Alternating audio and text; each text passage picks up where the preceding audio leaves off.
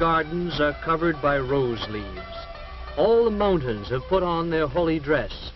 1,000 years ago, the poet Ferdowsi sang the praises of spring among Persia's mountains. Today, the people of Iran still look to their mountains for water, precious water for the high, arid plain on which most of the people live. But too often, rivers flowing down from the snows disappear in the great central deserts of Iran. East and west lie other Muslim lands: Turkey, Iraq, Saudi Arabia, Pakistan, Afghanistan. North, the Soviet Union lies beyond the Alborz Mountains. Iran knew greatness in the days when it was known as Persia. From this vast throne room, heart of his renowned capital, Persepolis, King Darius ruled over the first great empire in history. The Hall of 100 Columns, the Haram for the many royal wives, and a wonderful sculptured stone stairway were among the marvels here. Focus of the sculptures was the life-size carving of Darius himself, seated on his throne, receiving tribute from the peoples he ruled. From Europe, Africa, and Asia came men bearing gifts. In the procession were Syrians, bringing golden bowls, bracelets shaped like horseshoes, and small horses from what is today Arabia. This was sort of tax day 25 centuries ago. There were Medes, there were Scythians from what is today southwest Russia. There were sheep from what is today Turkey. There were vessels with exotic shapes, full of precious liquids. There were humpbacked cattle from what is today India. All these part of the Persian Empire in its days of greatest glory. There was a chariot like those of the pharaohs. Even Egypt was ruled by this Persian king, and there was a Bactrian camel from what is today Afghanistan. The tax collectors were the men of his mighty army, and on these golden tablets Darius inscribed, "I am Darius, King of Kings. The great god Ahura Mazda has given me the rulership of all races. This is my kingdom." Here in gold was outlined the empire which was handed to Xerxes, his son. Xerxes, at the head of vast armies, extended Persian rule to the limits of the known world. The Persian armies met defeat in Greece at the Battle of Marathon. Under Alexander, Greeks pursued the Persians back to Persepolis. Through this gateway, Alexander the Great strode in triumph. Conquerors of a different kind came 1,000 years later, when in from the Arabian Peninsula swept men with flaming sword and a fiery new faith. As this new faith of Islam grew and mellowed, the followers of the Prophet Muhammad built great churches called mosques.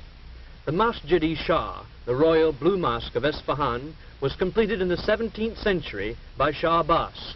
He ruled during Persia's second golden age. Polo was developed in Isfahan and played in the great square, while the Shah watched from this porch over the palace gateway. From his palace, Shah Abbas ruled a reborn, expanding Persia.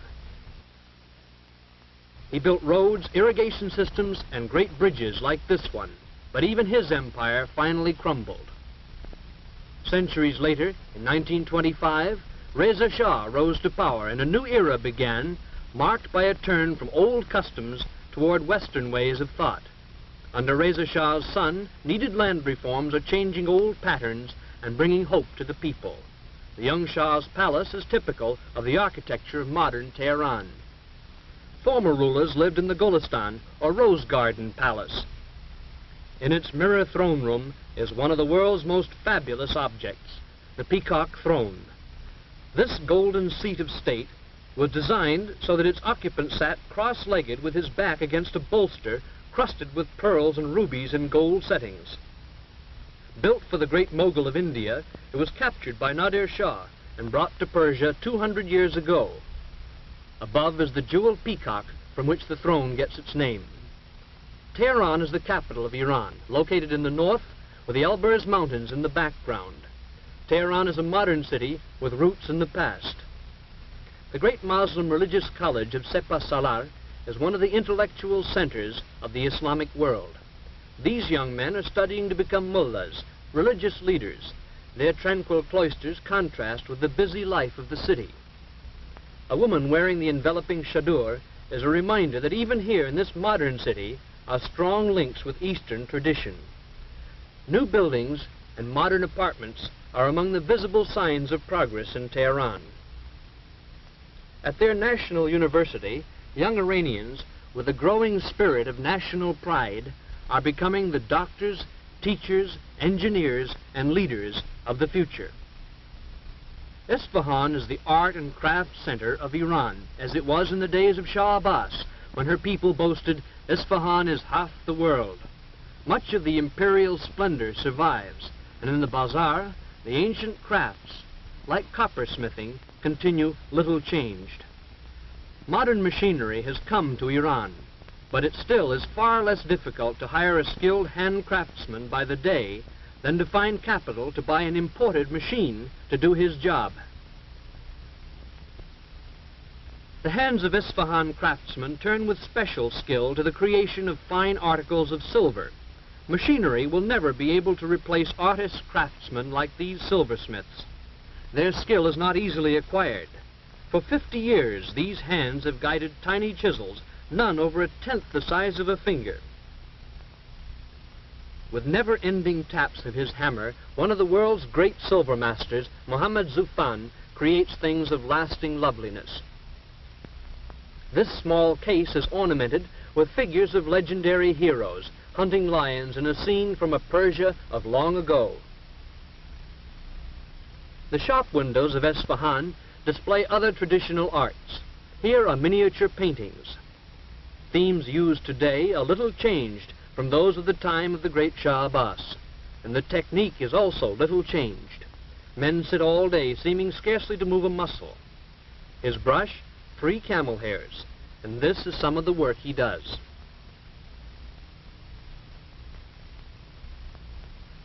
The best-known product of Isfahan hands is, of course, the Persian rug.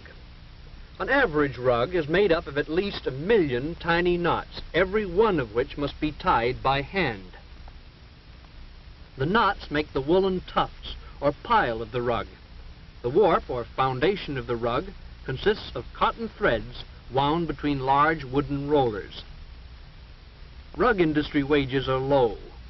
One of these skilled weavers earns less in a week than an average American laborer receives for 2 hours' work. After a few rows of knots have been tied, they are pounded tightly together with this comb-faced hammer. Children's tiny hands tie the smallest knots of the most delicate designs, although employment of children in rug factories is discouraged by new labor laws. As modern industry like this textile mill come to Isfahan, mill owners and workers alike face the problems of sudden adjustment to the machine age. Shiraz is the capital of the province of Fars, from which Persia took its name. The monumental city gates and the princely palace of the Koshkai suggest the beauty of Shiraz, whose history is full of the names of astronomers, philosophers, and poets. The climate is agreeable here. Oranges grow near reflecting pools in which Muslim poets saw the tranquility they sought in their faith. With this monument, Shiraz honors its most beloved son, the poet Saadi. 700 years ago, he wrote poetry of such beauty that it still is the basis of the living Persian language of today. The people of Shiraz are among the most progressive in Iran. Behind the caravan, still used for transport, rises their modern grain elevator. They built a fine new technical school where young men are learning to use machine tools and thus reduce Iran's dependence on foreign manufactures. They point with special pride to their rapidly expanding medical school, in which young people are being trained to fill the serious shortage of doctors. Some of the students are women, evidence of change disturbing to the conservative Muslim clergy. Medical care has not yet reached much of rural Iran. About 90% of the people live in villages like Kinare. Kinare exists because it has water drawn by this primitive hoist. 3 centuries ago, elaborate irrigation systems operated. The land fed twice its present population. Today, this hoist reaches only 60 feet. Its capacity, 2 goatskins, about 8 gallons of water a minute. Here the people of the village come to wash their clothes. And in this same water, they do their dishes. They see nothing wrong about having the sheep and goats come to drink at the same source from which they draw their water to take home for cooking and drinking. A girl named Zara carries on her head the quart of water she's walked half a mile to get. There is no school in Kinare, so Zara has not heard of the dangers of bacteria in drinking water. Kinare is cold and dusty in winter, hot, even dustier, and much more uncomfortable in summer because of the flies.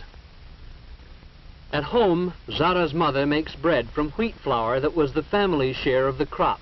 The landlord owns the fields and also the house in which Zara and her family live. Sickness breeds easily here. It comes from dust, flies, unclean drinking water, and often just from too little soap, because soap is expensive. Main food is bread. Only occasionally are there vegetables and a little goat milk. Meat is scarce, so the diet is mostly bread and not much else. Yet for all their poverty, these people are kind and decent, honest, honorable, and friendly. Their bedding is the most precious thing they own. They have a copper samovar, a broken kerosene lantern, a teapot, a few cups and saucers, a mirror, and a picture of the Shah. Together with their clothing and cooking utensils, these things are all that this hard-working family owns. The house has 2 rooms, a sleeping room upstairs and a cooking room downstairs. This is the only stairway. Mother is baking bread this morning. Although Iran is rich in oil, oil products are still too expensive for this family, so Mother walked 15 miles to gather twigs for her fire. As Zara's father, Mustafa, walks to work, he realizes that he is neither much better nor much worse off than his neighbors, who are neither much better nor much worse off than most of the 16 million people of Iran. And as he works in the fields with the landlord's oxen, he knows that little has changed in Kinare in 25 centuries. There is still the old system of land ownership, which sometimes requires the tenants to pay 80% of their crop for the privilege of working the owner's land. The only change is Mustafa's clothing, and now a steel tip on the wooden plow. Like most people of the Middle East, Mustafa wants the benefits of mechanized civilization. Change is coming as the great natural resources of Iran are developed. The most important resource is oil. At Abadan is one of the world's largest refineries, built to serve customers of many nations. Developed by British interests, Iranian oil has been the subject of bitter dispute. With no tradition of mechanical experience, Iranian technicians are developing skills to operate complex machinery. High industrial wages have attracted men from all over the country to work in the unfamiliar jungle of technical equipment. Men from the highland tribes, men from the city bazaars, have put on the workman's helmet.